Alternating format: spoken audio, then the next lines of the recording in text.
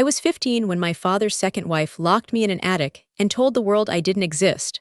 Not all at once. Not with a key turning in a lock and a cackle of villainy. Priscilla was more careful than that. She was a woman who understood that the most effective prisons are the ones people don't recognize as prisons, the ones built from absence rather than bars, from silence rather than screams. She started with the door. It was a Tuesday in October, 3 weeks after my father's funeral. I had come home from school, the prestigious girls' academy where Arthur had enrolled me, where I was invisible among daughters of bankers and diplomats, where my only comfort was the library and the books my father had written, the academic texts that bore his name in sober black letters. I climbed the stairs to my room, the corner bedroom with the window seat where I read, where I hid, where I was still allowed to exist. The door was locked, not my bedroom door. The door to the attic, which had always been open, which had always been a storage space for my mother's old clothes and my father's manuscripts and the detritus of a family that had stopped being a family when she died. The door was locked and a new lock gleamed on the frame, and a note in Priscilla's elegant script was taped to the wood. Your new room is ready, Sloane, upstairs, where you can be. Undisturbed. I didn't understand. I stood in the hallway, my backpack heavy with books, my mind slow with grief and the peculiar fog that had settled over the house since Arthur's aneurysm, the silence where his footsteps had been, the absence where his voice had filled the rooms with quotations and arguments, and the particular cadence of a man who loved language more than people. Sloane. Priscilla's voice from the bottom of the stairs. I turned. She stood in the foyer, still dressed in black widow's weeds, she called them, though she had worn them like a costume, like a performance of grief that never quite reached her eyes. Your father was worried about you, she said, her voice soft, concerned, the voice she used for neighbors and lawyers and anyone who might question her sudden widowhood, her inheritance of everything. Before he died, he told me you were fragile, that you needed structure, protection. He asked me to take care of you to make sure you didn't harm yourself, harm myself. I repeated the words foreign, absurd. He was worried, Priscilla interrupted, and her eyes were bright now, too bright, the brightness of someone who had rehearsed this conversation, who had anticipated resistance, who had prepared for it. About your isolation, your reading, the way you talk to yourself. He wanted you safe, Sloane. He wanted you where you couldn't hurt yourself or others. She ascended the stairs, one step at a time, her hand trailing on the banister. The attic is lovely. I've fixed it up. A bed, a desk, a bathroom, everything you need. You'll finish school online, I've arranged it, you'll have peace. Quiet time to heal. I don't need to heal, I said, and my voice was shaking, the first crack in the composure I had maintained through my father's death, through Priscilla's takeover of the house, through the gradual disappearance of everything familiar. I need my room, my books, my life. Your life, Priscilla repeated, and she was close now, close enough that I could smell her perfume, something floral and cloying that made my stomach turn. Your life is over, Sloane. Your father is dead, your grandmother is unwell, there is no one left to fight for you, no one left to see you, and in time, no one left to remember you existed at all. She reached past me, unlocked the attic door with a key from her pocket, and pushed it open. The stairs yawned upward into darkness, into the space where my mother's dresses hung like ghosts and my father's manuscripts waited in boxes. Go, she said, or I will tell the police that you attacked me, that your grief has made you unstable, that you need institutionalization rather than an attic. Choose, Sloane, the attic or the asylum. I doubt you'll find many books in an asylum. I chose the attic. Not because I believed her, though some part of me, the part that was 15 and orphaned and suddenly alone, did believe her. I chose the attic because I could not imagine fighting, because I had never learned to fight, because my father had raised me to be quiet and serious and undemanding, and quiet, serious, undemanding girls do not scream when they are told to disappear. I climbed the stairs. The door closed behind me. The lock turned, and I heard Priscilla's footsteps descending, and then the silence of a house that had swallowed me whole. I did not know then that the silence would last 5 years. Welcome to Little Bunny Stories. If you're new here, my name is Sloane, and this is the story of how I spent 5 years in an attic learning to be a ghost, and 15 years learning to be a lawyer who could put my jailer in a prison of her own making. If you've ever been told that your disappearance was for your own good, if you've ever had to choose between silence and a scream that no one would hear, subscribe. This one's for you. Here's my story. The attic was not a dungeon, and that was the cruelty of it. Priscilla was right, it had been fixed up. A narrow bed with clean sheets, a desk with a lamp, a bathroom with a chemical toilet, and a sink that ran cold water. A window high in the gable that let in light but could not be opened, its glass reinforced, its frame nailed shut. She brought me books. That was her genius, her method, the way she transformed imprisonment into something that looked like care. She brought me novels, textbooks, poetry, the contents of my father's library, curated by her, selected by her, chosen to keep me occupied without educating me dangerously. No law books, no philosophy, no text that might teach me to argue, to resist, to demand. I read them all. I read them twice, 3 times, memorizing passages, analyzing structures, learning to read against the grain, to find in Austen's heroines the strategies of survival, in Bronte's orphans the rage of the invisible. I read the academic texts my father had written, the ones Priscilla had not thought to remove, and I learned to think like him, methodically, precisely, building arguments from evidence and logic. I wrote. On paper Priscilla provided, with pens she checked and rechecked. I wrote essays, stories, letters I could not send. I wrote about the attic, about the house, about the life I had lost. I wrote legal arguments, imaginary at first, then increasingly real, as I used my father's text to teach myself the basics of contract law, property law, family law. I wrote to my grandmother Dorothy. Letters I could not send, letters that accumulated in a box beneath my bed, letters that begged for rescue, that explained what had happened, that grew more desperate, and then more resigned as the months passed and no rescue came. I learned later, much later, that Priscilla had intercepted Dorothy's attempts to contact me, had forged my signature on letters saying I wanted no contact, had finally obtained a restraining order by claiming Dorothy was alienating me from my only remaining parent. Dorothy died 6 months into my imprisonment. Priscilla told me, on one of her monthly visits, with the same soft concern she had used to lock me away. Your grandmother passed, she said, placing a tray of food on my desk. I'm so sorry. She was troubled, obsessed with you. It was better this way. I didn't cry. I had learned not to cry in front of Priscilla, not to give her the satisfaction of my grief, not to let her see what she could use against me. I waited until she left, until the lock turned, until her footsteps faded. Then I pressed my face into my pillow and screamed, silently, violently, the scream of a girl who had lost everything and could not afford to be heard losing it. After Dorothy died, something changed in me. The grief hardened, crystallized, became something I could use. I stopped writing letters of rescue and started writing plans of escape. I stopped reading for comfort and started reading for strategy. I stopped being Sloane Hale, the quiet, serious daughter, and started becoming someone else, someone patient, someone calculating, someone who could wait years for the right moment. The right moment came when I was 22. Gus was the plumber. He came every month, a requirement of the house's insurance, Priscilla explained, though I suspected it was also a way to check that I hadn't damaged the pipes, flooded the attic, destroyed her investment. Gus was in his 50s, deaf from birth, communicated through a combination of sign language, written notes, and expressive gestures. He had kind eyes, the kind that saw without judging, that noticed without commenting. I had watched him for months, years, learning his patterns, his schedule, his character. I knew he had a daughter, Maria, who was my age. He carried her photo in his wallet, showed it to me once with a proud smile. I knew he was honest, because honest men work with their hands and don't steal from widows. I knew he was safe, because safe men don't ask questions they don't need answered. On his visit in March, I was ready. I had written a note, concise, factual, devoid of the emotion that might make him dismiss me as hysterical. My name is Sloane Hale. I am Arthur Hale's daughter. I have been locked in this attic for 5 years. My stepmother tells people I am abroad or mentally ill.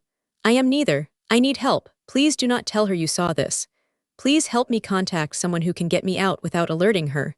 She has legal connections. I am afraid of being institutionalized. Please. Sloane.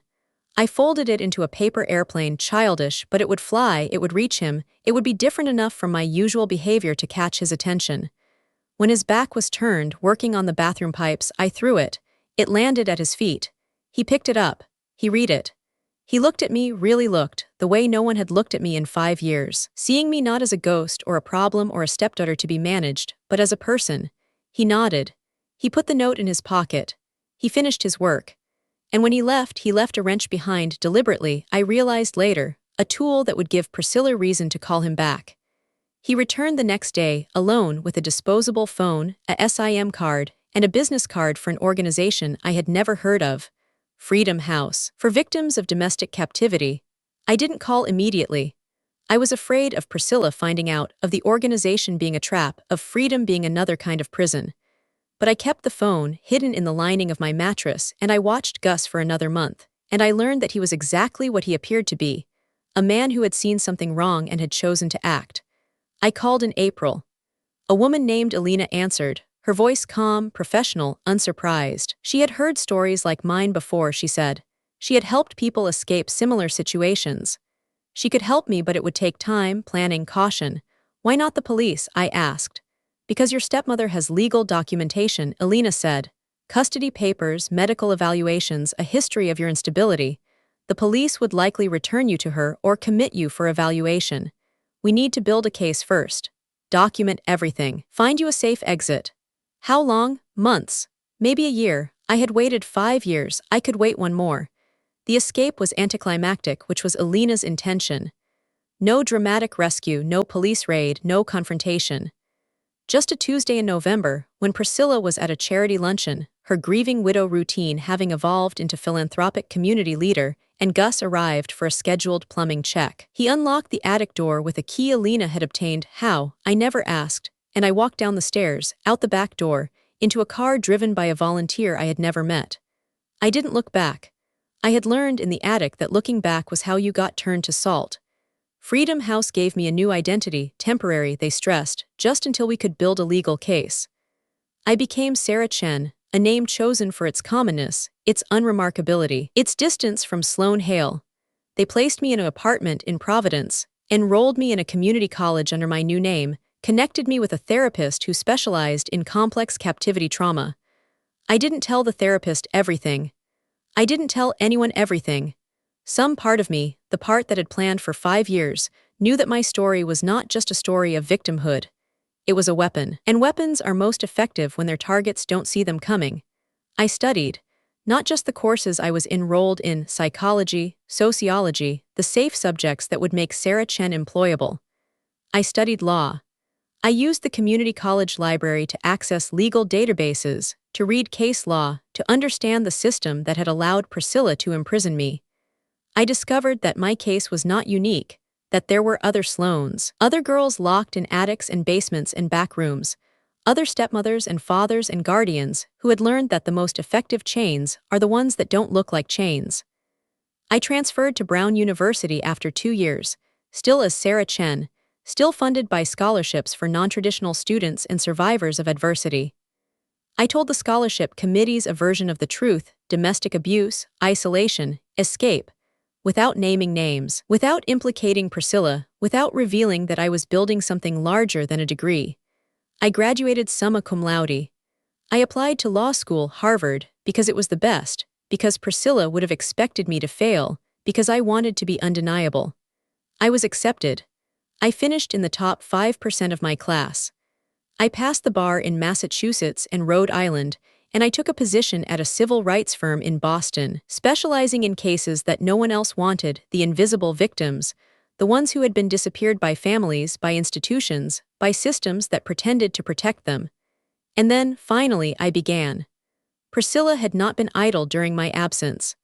She had sold the house, my father's house, the house with the attic, to a developer who converted it into luxury condos.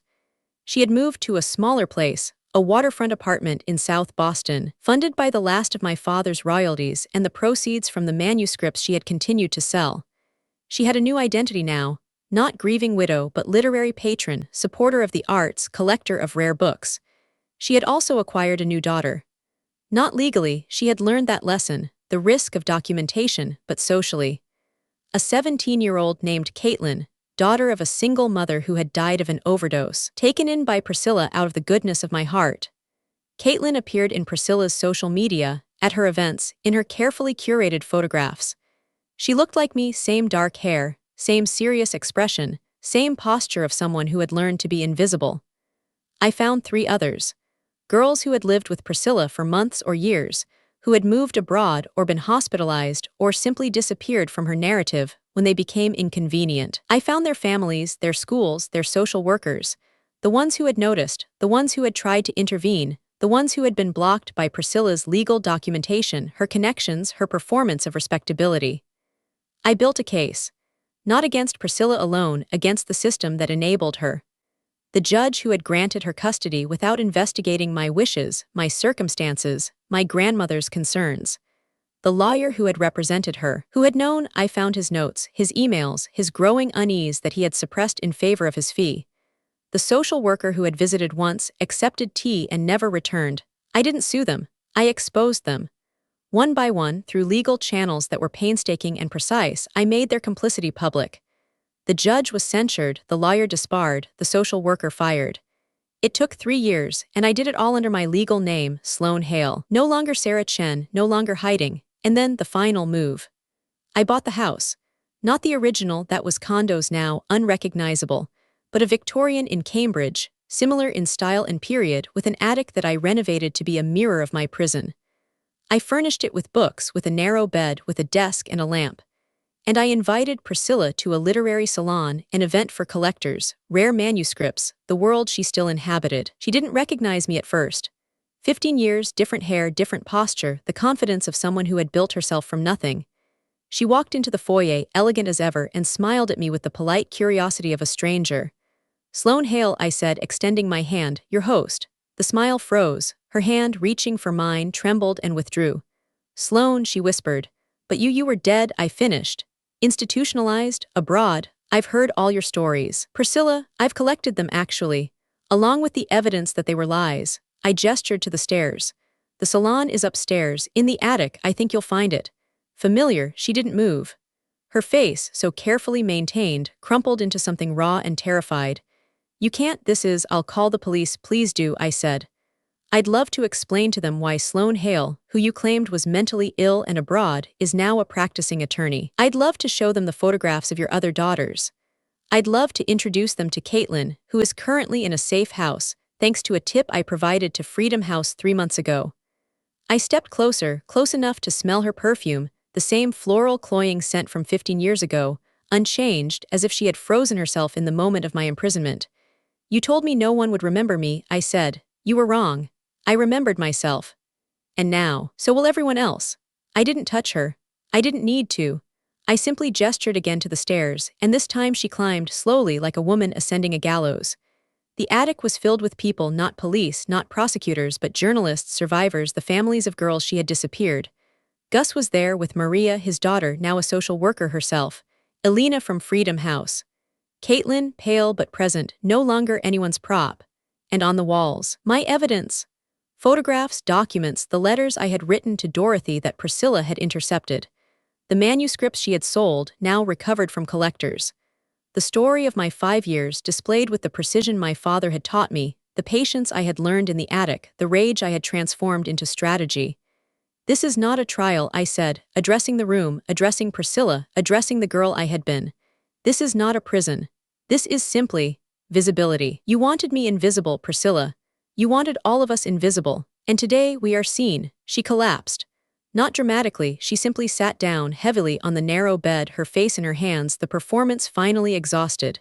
Someone called the police, not at my instruction, but because the scene demanded it. They arrested her for fraud, for kidnapping, for the crimes that Caitlin and the others would testify to. I watched them take her away. I felt nothing, not satisfaction, not relief, not the closure that therapists promise. Just emptiness, the hollow space where 5 years of rage had lived, now quiet and waiting. I am Sloane Hale. I am 32 years old. I spent 5 years in an attic learning to be a ghost, and 15 years learning to be a lawyer who could put my jailer in a prison of her own making. I did not forgive Priscilla. I did not save my father, who loved books more than people and never saw what was happening in his own house. I did not become a hero or a symbol or a story with a neat ending. I became visible. That was enough.